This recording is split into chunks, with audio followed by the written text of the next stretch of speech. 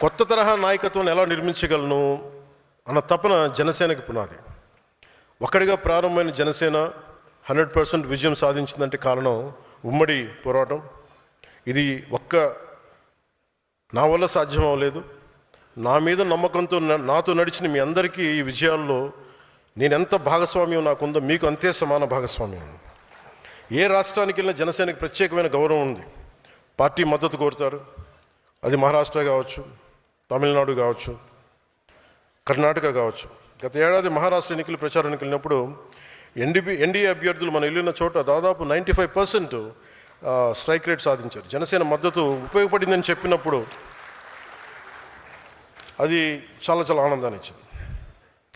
ఈ విజయం ఒక్క రోజులో రాలేదు. దశాబ్దన్నర కాలం పాటు మనం నలిగిపోయాం, వైఫల్యాలు చూసాం, గుండాలని ఫ్యాక్షన్ రాజకీయాలను తట్టుకుని ఇక్కడ దాకా వచ్చాం. ఈ మధ్యన పక్క రాష్ట్రంలో అక్కడ ఒక పార్టీ పెట్టి విజయం సాధించి ముఖ్యమంత్రి అవ్వగానే మన ఆంధ్రప్రదేశ్లో చాలామంది మీరు కూడా అలా చేసి ఉండాల్సిందని చెప్పి నాకు తెగ మెసేజ్లు పంపిస్తూ ఉన్నారు. ఊళ్ళో పెళ్ళికి ఏదో హడావుడి ఉంటారు కదా,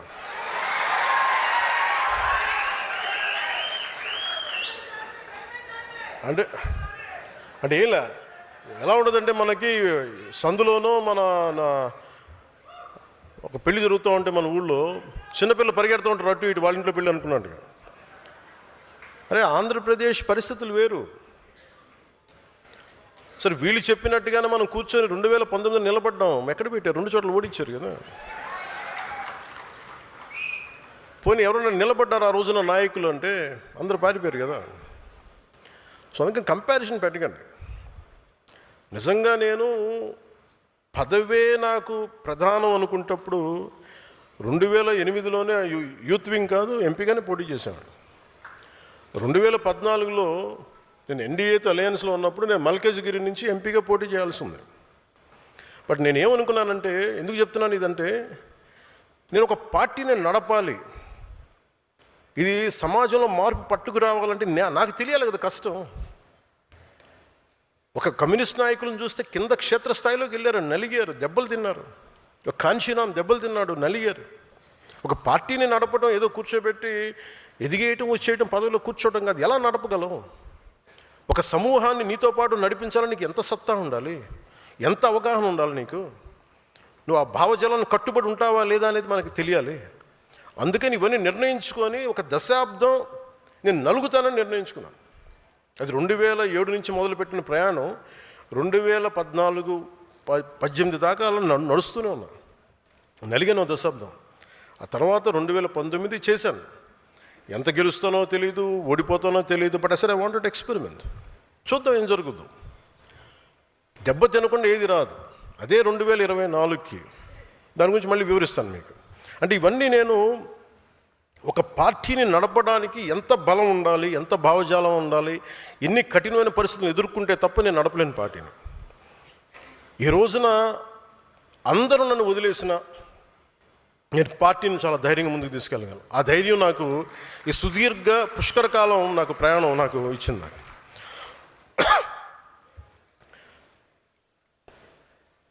మీలో నుంచి నాకు బలమైన నాయకులు రావాలి. ఈరోజు 100 మందికి సభ్యత్వం నమోదు చేసే స్థాయికి ఎదిగారు. రేపు వారిని ముందుండి నడిపించే నాయకత్వ బాధ్యతలను కూడా మీరే తీసుకునేలా నాయకత్వ లక్షణాలను మీరు అలవర్చుకోవాలి.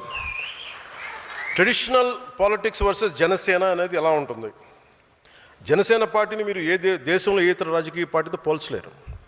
జనసేన ఒక లెఫ్ట్ వింగ్ కాదు, రైట్ వింగ్ కాదు, అది వామపక్ష భావజాలం కాదు, లేదంటే దాన్ని ఒక రైట్ వింగ్ ఐడియాలజీ కాదు.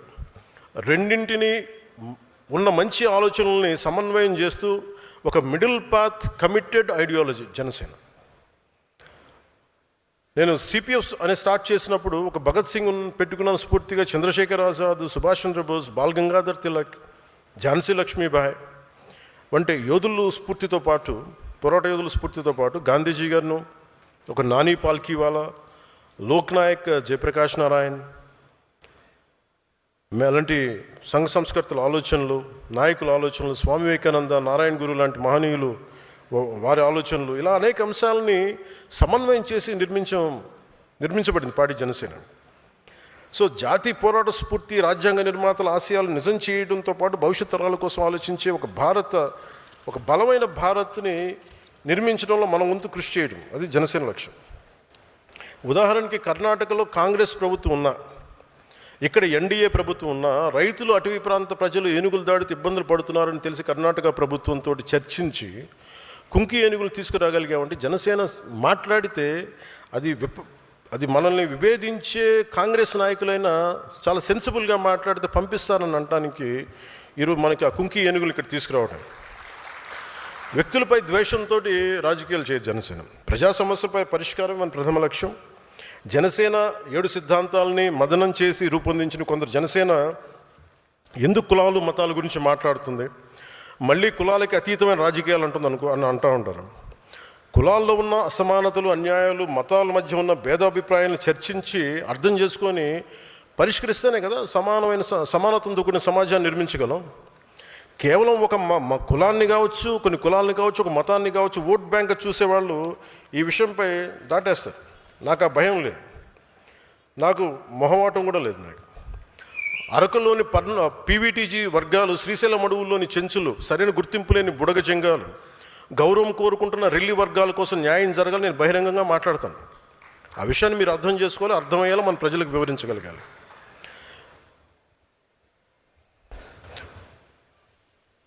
క్రియాశీలక సభ్యత్వం ప్రారంభించడానికి కారణం కార్యకర్తలు కేవలం జెండాలు మోయడానికి, సభలో హాజరు కావడానికి, ర్యాలీలు చేయడానికి కాదు. నా దృష్టిలో కార్యకర్తలే బలమైన పిల్లర్లు. మీరే దానికి మీరు లేకపోతే పార్టీ మనుగడకి కష్టం.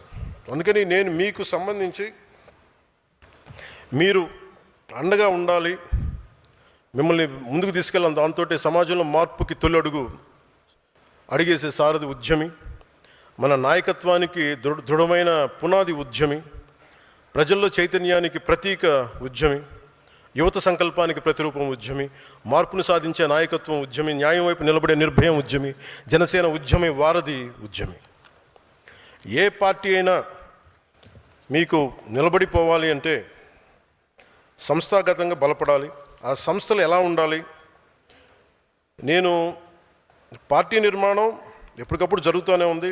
It's one man driven party కాదు, ఒక కుటుంబం నడిపే పార్టీ అవ్వకూడదని నా లోపల నుంచి నేను కోరుకుంటా ఉన్నాను, గుండె లోతుల నుంచి. భవిష్యత్తు ఈరోజు నేను ఒక్కనే నడుపుతున్నాను, కానీ ఒక రోజున ఇది ప్యూర్లీ ఐడియాలజికలీ డ్రివెన్ పార్టీగా ఉండాలి. అందుకనే నేను ఇది మీ అందరికీ స్థానం కల్పించే పార్టీ కావాలి. సగటు మధ్యతరగతి మనిషి కూడా దీన్ని నడిపే స్థాయికి రావాలి.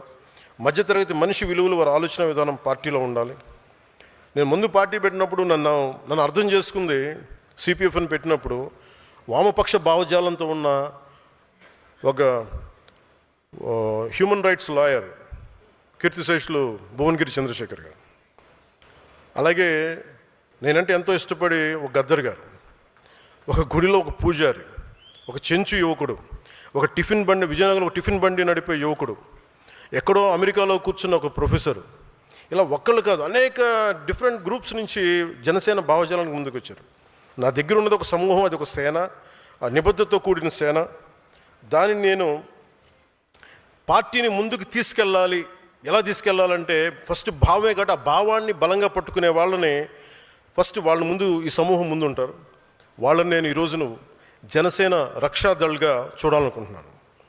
జనసేన ఏ ఉద్దేశంతో అయితే ప్రారంభించబడిందో, ఏ ఉద్దేశాలనైతే దారి తప్పకుండా కాపాడే సమూహం ఇది. అవసరమైతే క్షేత్రస్థాయిలో పోరాటం చేసే సిద్ధాంతం బలం కలిగిన సైన్యం ఇది. వీళ్ళకి అనుసంధానమైందే వాళ్ళకి ఫుట్ సోల్జర్స్ బ్లాక్, అంటే భావాన్ని పట్టుకొని కూర్చునే వాళ్ళు, అలాగే ఆ భావాన్ని అవసరమైతే క్షేత్రస్థాయిలో నిలబడి పోరాటం చేయగలిగే వాళ్ళు నిర్వాహక్ దళ్. అలాగే దీన్ని ఒక పొలిటికల్గా ముందుకు తీసుకెళ్లాలంటే, ఒక పొలిటికల్ బ్లాక్గా చూడాలంటే పరిపాలక దళ్. అంటే రక్షాదళం, నిర్వాహక దళం, పరిపాలక దళం. ఒక ideological block, foot soldiers block and political block. ఈ పిరమిడ్ మీదే ఈ స్ట్రక్చర్ ఉండబోతుంది. జనసేన భావజాలాన్ని రక్షించే రక్షాదళం, జనసేన ఆలోచనలు క్షేత్రస్థాయిలో అమలు చేసే నిర్వాహక దళం, వీటిని పరిపాలనా వ్యవస్థలోకి తీసుకెళ్లే పరిపాలక దళం. నేను మెంబర్ టు లీడర్ అన్నప్పుడు నా ఉద్దేశం ఏంటంటే, ఇది అందరికీ ఒక వేదిక కావాలి. ఎవరైనా ఎక్కడి నుంచి అయినా సరే ఒక నాయకుడిగా ఎదగగలగాలి. అది పంచాయతీ నుండి పార్లమెంట్ వరకు కార్యకర్త నాయకుడికి ఎదగడానికి అవకాశాలు ఉండాలి.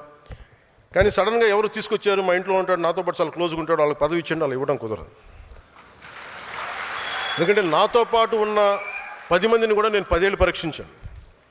ముందుగా మీరు క్షేత్రస్థాయి కార్యకర్తలుగా ప్రయాణించాలి, తర్వాత నాయకులు అవ్వండి, నాకు ఎలాంటి అభ్యంతరం. But you have to go through the process. ఆ ప్రాసెస్ని పొలిటికల్ ప్రాగ్మాటిజం పోకూడదు, కోర్ జన సైనిక భావజాలం నింపాలి. చాలామంది నాకు చెప్తూ ఉంటారు, అన్న మీకోసం మేము పనిచేస్తాం, పార్టీ కోసం పనిచేస్తాం, మా పదవులు అవసరం లేదు, మేము క్షేత్రస్థాయి సైనికులుగానే ఉంటాం, కానీ మీలో కెపాసిటీ ఉంటే మీరు ఎదగాలి. దానికి స్పష్టమైన విధి విధానాలు పెడదాం. ఎంతకాలం ఎన్ని కార్యక్రమాల్లో పాల్గొన్నా ఏం చేసాం అన్న దానికి ఒక వ్యవస్థ ఉంటుంది. ఈరోజు నేను ఎమ్మెల్యే అయి ఉండొచ్చు, రేపు కాకపోవచ్చు, కానీ మనం ఆర్ఎస్ఎస్ నుంచి నేర్చుకోవాల్సింది, బీజేపీ నుంచి నేర్చుకోవాల్సింది ఒకటి ఉంది. ఐడియాలజికల్ ఒక వింగ్కి, బ్లాక్కి, వాళ్ళ పదవులతో సంబంధం ఉండదు. నేను బిఎల్ సంతోష్ గారిని చూశాను. ఆర్ఎస్ఎస్ని జనరల్ సెక్రటరీగా ఉండి ఆయన రాజ్యసభ సభ్యుడిగా ఉండి అయిపోగానే మళ్ళీ ఒక కార్యకర్తకి వెళ్ళిపోయారు ఆయన. ఇది నేను ఆర్ఎస్ఎస్లోను బీజేపీలో ఎక్కువ చూస్తూ ఉంటాను.